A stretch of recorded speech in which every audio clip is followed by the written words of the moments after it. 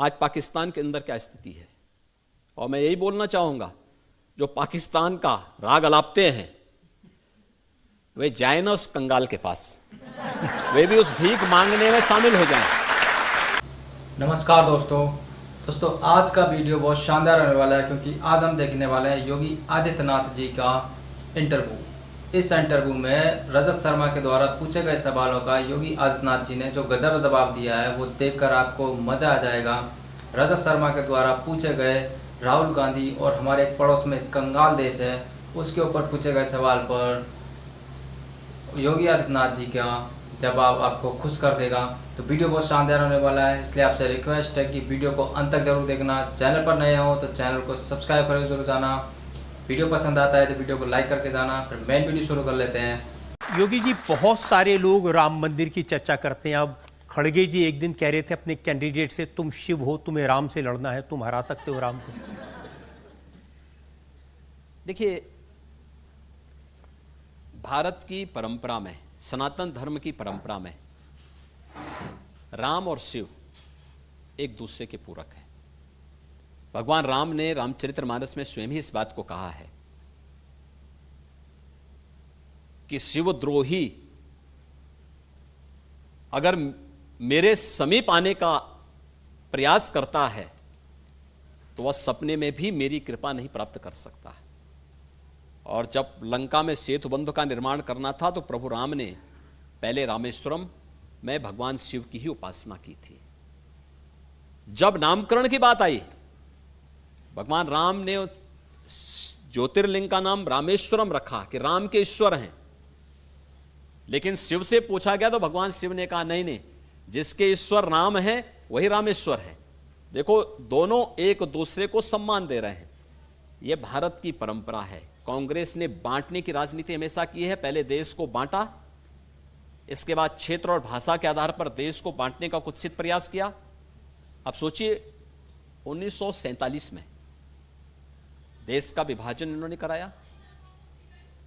उस समय बाबा साहब अंबेडकर रहे हो या बहुत सारे ऐसे महापुरुष थे जिन्होंने कहा कि देखो, देश का बंटवारा नहीं होना चाहिए और करना है तो पॉपुलेशन ही बदल दो जी। वह जिसकी भारत में आस्था नहीं, वो भारत में क्यों रहेगा? वो जाए ना, रास्ता वहां का नापे, वहां का जहां उनको जाना है। क्यों भारत में बोझ बनोगे? क्षेत्रफल दिया, ज्यादा दिया गया, आबादी कम गई। ज्यादा क्षेत्रफल मिलने और भारत की बहुत अच्छी उपजाऊ भूमि वहां जाने के बावजूद आज पाकिस्तान के अंदर क्या स्थिति है, और मैं यही बोलना चाहूंगा, जो पाकिस्तान का राग अलापते हैं वे जाए ना उस कंगाल के पास, वे भी उस भीख मांगने में शामिल हो जाएं।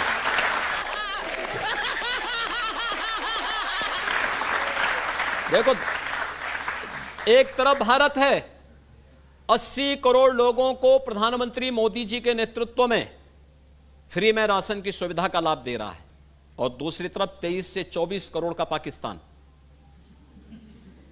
भिखमंगों की तरह दुनिया के अंदर कटोरा लेके घूम रहा है, कोई भीख भी नहीं दे रहा है। 1 किलो आटा के लिए ऐसे गली मोहल्ले में हम देखते हैं ना, छीना झपटी कभी कभी होता है। एक रोटी का टुकड़ा फेंको तो वहां पे कुछ जीवों में आपस में छीना झपटी होती है। यह दृश्य आपको पाकिस्तान के अंदर मनुष्यों को दिखाई देता होगा। यह हाल पाकिस्तान का इन्होंने किया। अगर वह हिंदुस्तान का पार्ट होता, ऐसे खुशहाल होता जैसे भारत खुशहाल है। पाकिस्तान की जितनी आबादी, उससे ज्यादा गरीबों को मोदी जी ने 10 वर्ष में गरीबी रेखा से ऊपर उठा करके एक स्वस्थ जीवन जीने का, खुशहाल जीवन जीने का उन्हें एक रास्ता उनके लिए प्रशस्त किया। शर्म आनी चाहिए इन लोगों को जो पाकिस्तान की वकालत कर रहे हैं। लेकिन पाकिस्तान के जो फॉर्मर मिनिस्टर फवाद चौधरी, उन्होंने कहा राहुल ऑन फायर, राहुल को वोट देना चाहिए। तो राहुल गांधी की तो पैरवी वहीं से होगी, हिंदुस्तान से थोड़े कोई करने वाला है। राहुल गांधी से उम्मीद क्या करते हैं? इस सब के बावजूद राम मंदिर का ये लोग विरोध करें, भारत के संसाधनों का गरीब को, गांव को, किसान को, नौजवान को, महिला को, दलित को, यानी जनजाति को, पिछड़ी जाति के लोगों को, अन्य गरीबों को मिलने वाली सुविधा ये मुसलमानों में लुटाएं, और तब भी ये भारत से समर्थन प्राप्त करने की अपेक्षा करते हो। फयाज चौधरी जैसे लोग ही इनको समर्थन करेंगे। कोई सभ्य सोसाइटी भारत की और भारत का कोई राष्ट्रभक्त इनको समर्थन नहीं कर सकता है। बेकार है भैया, मैं तो टूट गया। अभी अभी समर्थन करने वाले आए मणिशंकर अय्यर। उन्होंने कहा कि पाकिस्तान की इज्जत करो क्योंकि उसके पास एटम बम है, तो भारत को उससे डर के रहना चाहिए। तो हमारे एटम बम क्या ये फ्रिज में रखने के लिए हैं क्या? ऐसा नहीं है, ये नया भारत है। ये कांग्रेस की मणि हो सकती है, भारत का मणि नहीं हो सकता है। ये नया भारत है। नया भारत छेड़ता नहीं है, लेकिन कोई छेड़ेगा तो उसको छोड़ता भी नहीं है। घर के अंदर घुस करके जवाब देगा, और यह भारत ने करके दिखाया है। और यही कारण है, यही कारण है।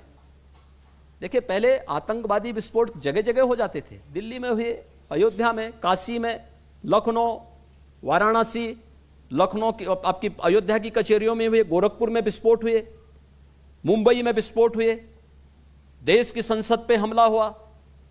ये सभी घटनाएं घटित हुई थी अलग अलग समय में। आपने पिछले 10 वर्ष के अंदर देखा होगा, एक सुरक्षा का बेहतरीन वातावरण, आंतरिक सुरक्षा बेहतरीन हुई है। नक्सलवाद समाप्त हुआ है। और अब तो पटाखा भी थोड़ा जोर से फटेगा ना, तो पाकिस्तान पहले सफाई देता कि नहीं, मेरा हाथ नहीं है, मैं दूर दूर तक मेरा संबंध नहीं है। ये नया भारत है, ये देश की ताकत है। इस पर हर भारतवासी गौरव की अनुभूति करता है। ये इस पे नहीं, कांग्रेस के समय अरे साहब सीमा पार से आतंकवाद है, एक शब्द उनका सुनने को मिलता था। देखिए, मैं संसद में रहा हूं 2004 से लेकर के 2014 तक, और मैंने बहुत नजदीक से देखा जब कश्मीर में सामूहिक नरसंहार होता था, अयोध्या में, काशी में, या जहां भी विस्फोट हुए थे, ट्रेनों में विस्फोट होते थे।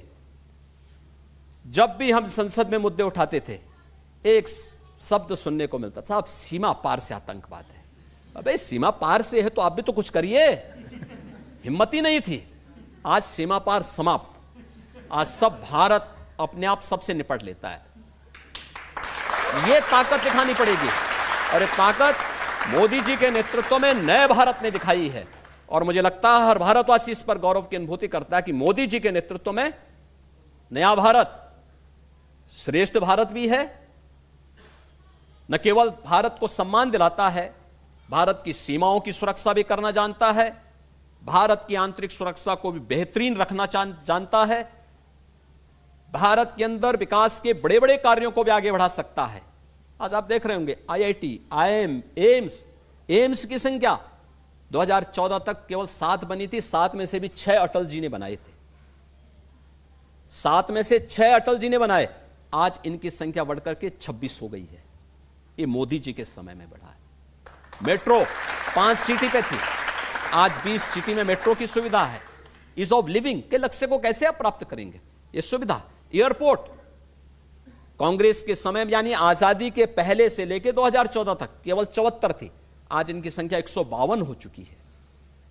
ऐसे ही IIT, IIM, triple IT, 1 district 1 medical college, एक लंबी श्रृंखला, और गरीब कल्याणकारी योजना की कोई गिनती नहीं। ये सभी कार्य मोदी जी के नेतृत्व में पिछले 10 वर्ष के अंदर जो हुए हैं, ये कार्य इस बात को दिखाते हैं कि यहां सुरक्षा भी है, सम्मान भी है, विकास भी है, गरीब कल्याण भी है। और विकास ही नहीं है, विकास को विरासत से भी जोड़ा गया है। ये विरासत ही है जिसमें अब हमको अकबरपुर कहने में संकोच होता है। हमको लगता है कि अकबरपुर की जगह इसका नाम महाराणा प्रताप नगर भी हो सकता है। हमको लगता है कि औरंगाबाद का नगर संभाजी नगर के रूप में हो सकता है, क्योंकि हमारी विरासत तो संभाजी महाराज जी से है, छत्रपति शिवाजी महाराज से है, महाराणा प्रताप से है, गुरु गोविंद सिंह जी महाराज से है। हमारा संबंध किसी अकबर और किसी औरंगजेब से नहीं है। जिनको विरासत पर गर्व की अनुभूति होगी वे उस पर करें, हमारा नहीं है।